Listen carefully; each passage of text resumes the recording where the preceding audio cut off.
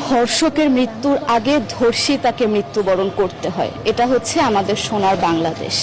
একজন ধর্ষকের জীবনের মূল্যটা এত বেশি যে তাকে ফাঁসির মঞ্চে দাঁড় করা যাবে না। আমরা বাংলাদেশে কয়জন ধর্ষকের নাম জানি যাকে কঠোর থেকে কঠোরতম শাস্তি দেওয়া হয়েছে, যাকে ফাঁসির মঞ্চে দাঁড় করা হয়েছে? আমরা কি আদৌ কেউ জানি না। অথচ আমরা কতগুলো যারা যারা ধর্ষিত হয়েছে তাদের নাম জানি, অনেক বড়। এই লিস্ট আসলে অনেক বড়, বলে শেষ করা যাবে না। কুমিল্লার তনু, মাগুরার আসিয়া, 2 দিন আগেও কিশোরগঞ্জে 8ম শ্রেণীর একটি ছাত্রীকে বাসা থেকে তুলে নিয়ে ধর্ষণ করা হচ্ছে। বাবার হাতে মেয়ে ধর্ষিত হচ্ছে, ভাইয়ের হাতে বোন ধর্ষিত হচ্ছে। আমরা আসলে নিরাপদটা কোথায়? আমার মনে হচ্ছে আমরা যেন আইয়ামে জাহেলিয়া যুগে চলে গিয়েছি। মাঝে মধ্যে মনে হয় এর থেকেও খারাপ সময় আছি আমরা, কারণ ওই যুগে মেয়েরা অ্যাটলিস্ট সম্মান নিয়ে মৃত্যুবরণ করতে পারতো। জন্মের পরপর জ্যান্ত মাটিতে পুঁতে দেওয়া হতো, আর আমাদের ধর্ষণ করে নির্মমভাবে তারপর মৃত্যুবরণ করতে হচ্ছে।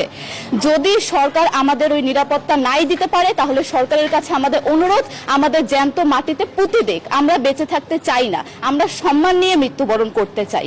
আমরা এই দেশে থাকতে চাই না যে এই দেশে আমাদের কোনো নিরাপত্তা নেই, যে এই দেশে রাস্তা দিয়ে হাঁটলে আমাদের মধ্যে একটা আতঙ্ক কাজ করে, কখন কি না কি হয়ে যায়।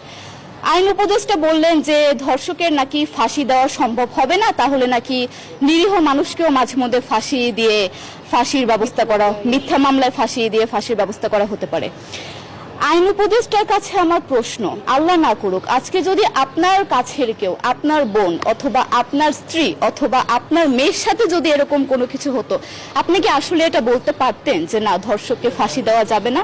কোনোদিনও পারতেন না। আপনি সবার আগে তার ফাঁসির ব্যবস্থা করতেন, সম্ভব হলে নিজের হাতে মেরে ফেলতেন। তাহলে আমাদের বেলায় কেন এত বৈষম্য? আমরা কি দোষ করেছি? আমরা কি নারী না? আমরাও তো কারো বোন, আমরাও তো কোনো বাবার সন্তান, আমাদেরও তো বেঁচে থাকার অধিকার আছে, তাই না?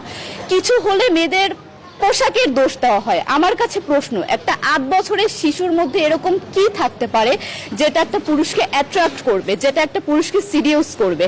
সেরকম হলে আসলে ধর্ষণ করা হতো সবসময় প্রাপ্তবয়স্ক মহিলাকে। কিন্তু আমরা আসলে পরিসংখ্যান গবেষণা করলে দেখতে পারি যে ধর্ষক সবচেয়ে বেশি করা হচ্ছে শিশুদেরকে, কিশোরীদের সবচেয়ে বেশি ধর্ষণ করা হচ্ছে।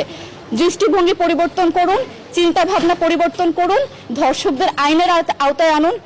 যদি আইন উপদেষ্টা অথবা প্রশাসন যদি ধর্ষকদের শাস্তির ব্যবস্থা না করতে পারে, আমাদের হাতে তুলে দেন, আমরা নিজেদের হাতে শাস্তি দিয়ে দিতে পারবো। এই সাহস আমাদের মধ্যে আছে। বেঁচে থাকার জন্য আমাদের যতটা কঠিন হতে হবে, আমরা কঠিন হওয়ার জন্য প্রস্তুত আছি। আমরা ফাঁসি চাই, ধর্ষকদের কঠোর থেকে কঠোরতম শাস্তি চাই। যতদিন না পর্যন্ত ফাঁসি দেওয়া হবে, যতদিন না পর্যন্ত ধর্ষকদের শাস্তির ব্যবস্থা করা হবে, আমরা আমাদের আন্দোলন অব্যাহত রাখবো। দরকার হলে আমরা শিক্ষা প্রতিষ্ঠান বন্ধ করে দিব, তবুও আমরা থামবো না। এটাই আমাদের দাবি।